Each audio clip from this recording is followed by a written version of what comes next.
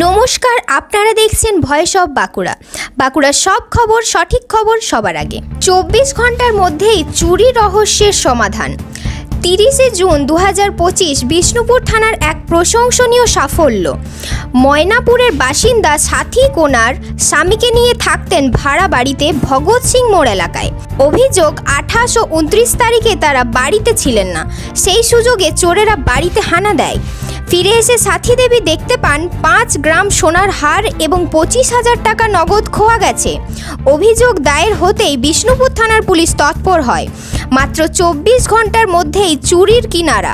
25,000 cash চুরি হয়েছে। তা আমরা তখনই ইমিডিয়েটলি কেস করি। আর 24 ঘন্টার মধ্যে আমরা আমাদের যা বিভিন্ন সিসিটিভি আছে, বিভিন্ন সোর্স মাধ্যমে আমরা চোরগুলোকে আইডেন্টিফাই করি। আর আমরা 24 ঘন্টার মধ্যেই আমরা চুরির মালটা রিকভার করতে পেরেছি। দুজনকে আমরা অ্যারেস্ট করেছি। এদের নাম আছে, একজনের নাম আছে তাজ মোহাম্মদ খান উর্ফে বাঁকা, আর আছে আলী মোহাম্মদ খান উর্ফে রিন্টু। এদের দুজনের বাড়ি কেথারডাঙ্গা, বাঁকুড়া থানা। এরা মানে অনেক ভেটারেন চোর আছে, অনেক এদের কাছে এদের এগেনস্টে কেস আছে বিভিন্ন থানাতে।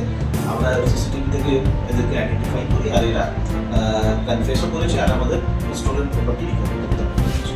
কোথা থেকে গ্রেপ্তার করা? এরা আমরা আমাদের কেথারডাঙ্গা থেকেই গ্রেপ্তার করেছি। পুলিশ দুজন দুষ্কৃতীকে গ্রেপ্তার করে বাঁকুড়া কেথারডাঙ্গা এলাকা থেকে। ধৃতদের কাছ থেকে চুরি যাওয়া সোনার হার ও নগদের কিছু অংশ উদ্ধার করা হয়।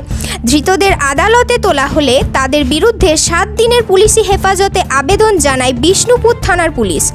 বিষ্ণুপুর থানার এই তৎপরতা যথেষ্ট প্রশংসার দাবিদার।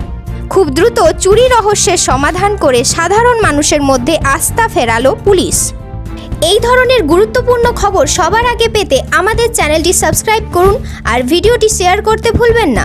আপনার মতামত কমেন্টে জানান আর লাইক শেয়ার করে ভয়েস অফ বাঁকুড়ার পাশে থাকুন।